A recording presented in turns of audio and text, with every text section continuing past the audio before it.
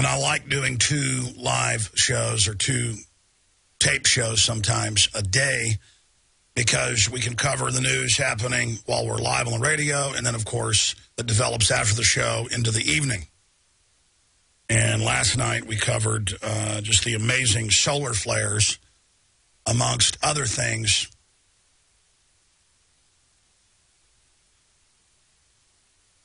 That are being thrown off by the sun. And the fact that statistically, things like that could be much more dangerous than even foreign armies, because there are more than 1,000 nuclear reactors on the face of the globe, and the Pentagon, the Department of Energy, the federal government admits that a large coronal mass ejection hitting the Earth directly on would cause the shutdown and meltdown of all of those reactors. This is the U.S. government admitting this, and we covered it last night. It's now been archived. It's archived shortly after the show streams at prisonplanet.tv. All right, I am attempting to be calm today, but I don't feel like I'm really articulating properly the magnitude of the situation we face. Europe is being systematically bankrupted, systematically folded in to the private banking dictatorship.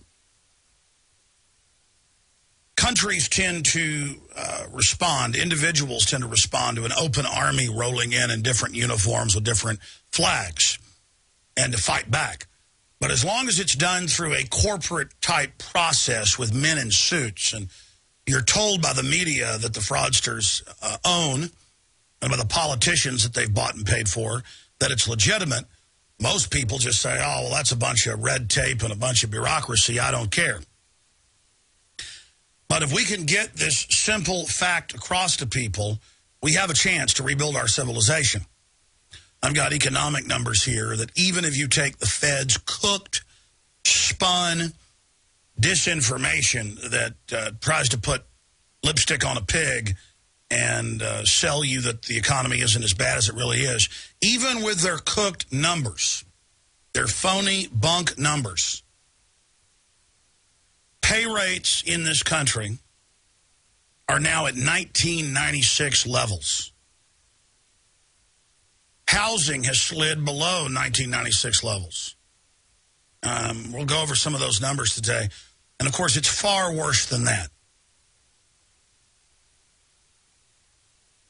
Americans, a lot of them are hardworking. There's also a lot of lazy people. But for hardworking Americans, the statistics are clear. Working on average 70 hours a week, 2 to 3 jobs, all to keep that illusion of middle class going. It doesn't matter how hard you work, on average. It doesn't matter what you do. The standard of living is going down. The oxygen is being sucked out of the room. We're going to get into the economy. We're going to get into the police state, the latest military developments. Also, more youth killed in Mexico every year from violence than car wrecks. That's a big deal. That's all coming up today. And, of course, we've got pharmacist Ben Fuchs on talking about the attacks on supplements. I want you to listen to me very, very carefully for just a moment, okay? Before I get into all the other news. There is a new dawn of media. A new age of media is here. Just like the age of the horse and buggy started going out by 1910 and was completely gone by the 1930s in the industrialized world. The age of mainline dinosaur corporate whore media is over. And the new landscape is being forged. Now, because of this,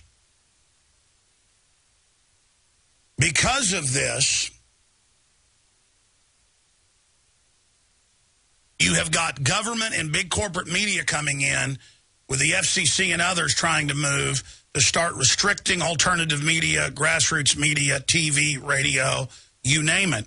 on the web. I don't think that's going to be successful. The people have had a taste of a million channels. They're hungry for it. So more and more, the playing field is being leveled.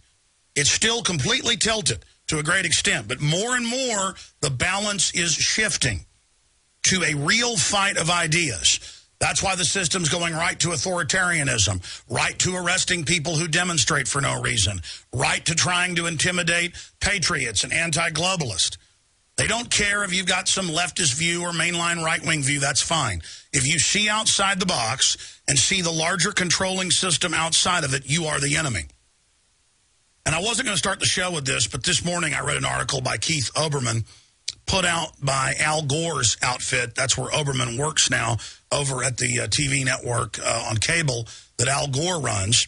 And I've looked up the numbers for it. I mean, you're talking about maybe 100,000 viewers on their top show.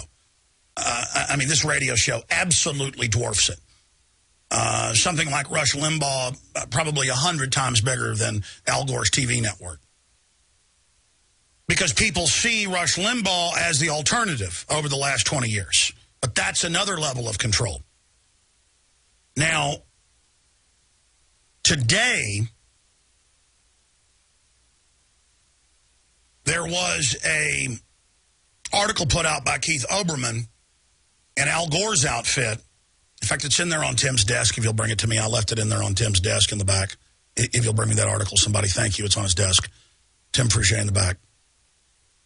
And it was Keith Olbermann saying, Glenn Beck is a failure. We guess his bandwidth costs are $1 million a month. And Glenn Beck's only making $27 million off of his Glenn Beck TV, according to his 280,000 subscribers. Now, I did some checking.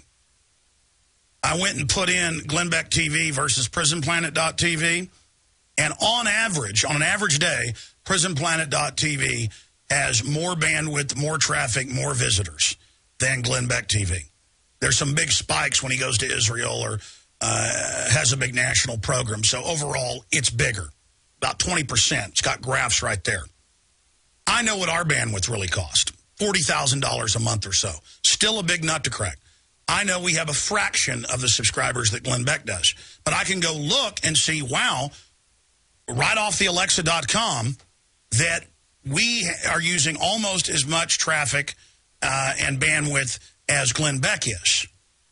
So he's got a lot more members than we do, but they're not really going over there, mainly because they're an older audience. That's why. That's his problem, is he's got a really old demographic. But they will kind of pay a tithe to alternative media as they see it and supporting. And Glenn Beck's not perfect, but he is alternative media compared to Al Gore and George Soros and the TV network that they run. And so the reason I raised all of this is because here we are, the true, bona fide, real grassroots media network system trying to get up on our legs. And we need the support. We need you to spread the word. We need you to become PrisonPlanet.tv subscribers. We need you to buy subscriptions for friends and family. We need you to download and save the news show and give it to friends and family, especially the younger, computer-savvy people. The war is on. And Infowars.com has an extremely diverse audience. We have a giant audience. The majority is below 35. But we have extremely old people listening. We have black, white, women, men. It's a very diverse. We've got all the Google Analytics numbers. We've got ratings from radio stations. This is a truly transcendent radio/TV transmission because we're outside the box. And if you go to Alexa, Infowars.com, dwarfs Glenn Beck's websites, you can just go look at it. Dwarfs GlennBeck.com, dwarfs MSNBC.com, dwarfs Rush Limbaugh, dwarfs it all. There's only one thing in alternative media that you could say dwarfs Infowars.com, and that's Drudge. And it's like we're foothills compared to the Himalayas. But Infowars is one operation. Then we have Prison Planet. We have the YouTube channels. We have our material that's copied everywhere. We are truly a leading force in alternative media, becoming the new mainstream. And that is such an incredible responsibility. So here's the kernel of information out of everything I've just said that's most important. Listen to me carefully. Al Gore is racing to try to copy what we've done in the last decade. Glenn Beck is racing to copy the model that we didn't invent, we just trailblazed. Because it was the only way we could get to people. Because we were blocked out from the big, traditional, arrogant CNN, Fox, New York Times type people. And now that old, arrogant system is realizing that they're becoming inconsequential. In fact, I was breaking some of the numbers down. Drudge drives more traffic on news than Facebook and Twitter combined. It's about 5 times what the New York Times does. And if we are now about a third as big as the Drudge Report just on our 2 websites combined, you can combine those numbers and look at it, we're bigger than the New York Times now when it comes to driving news. I mean, it's an emperor's new clothes. I mean, the New York Times makes $500 million a year.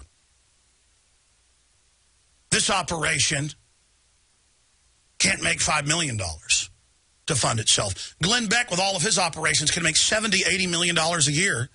And we conservatively have half of the audience he does. Web-wise, totally dominate. But you add in his radio and all the rest of it.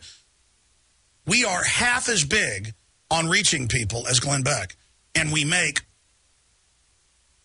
a fraction of the money he does. And again, we need that money. I need to hire the extra IT people I need. I need to get the extra servers. I need to get this platform to the next level so I can then hire a bunch of reporters and anchors and go 24 hours a day. That's the plan. And then get on these cable systems and everywhere and absolutely kick the hind end of the dying corporate media on their turf while we take over the web, which we've already done. Here's an example. Al Gore, I was looking at his numbers, cannot even get 100,000 viewers on his TV network, even when he gets big sporting events. No one will watch it.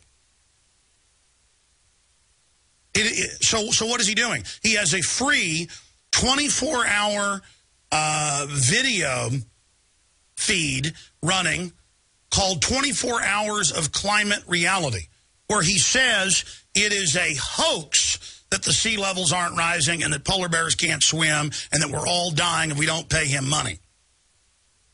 And I just now watched some of it before I went live, and we're going to play a trailer of his propaganda here in a moment. And it is all of our truth and information spun back at us. See, when we hit them with the fact that they're a bunch of hoaxers, it's killing them. Al Gore has admitted that he's being laughed at everywhere. And you're a moron. You think you're going to come on the internet and after all your years of arrogance, and everybody's just going to listen to you, you big fat liar? You didn't invent the internet, you con artist. You got up there and said NAFTA and GATT was a, quote, good deal, Larry, on Larry King Live, and laughed at Ross Perot and said it would double our jobs in 10 years.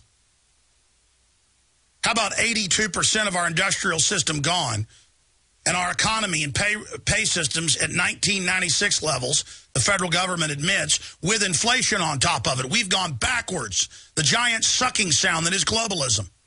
You didn't invent the internet. You knew NAFTA and GATT would kill us. You're in there on your little promo video I saw we're going to play when we come back going, oh, my gosh, big coal, big oil.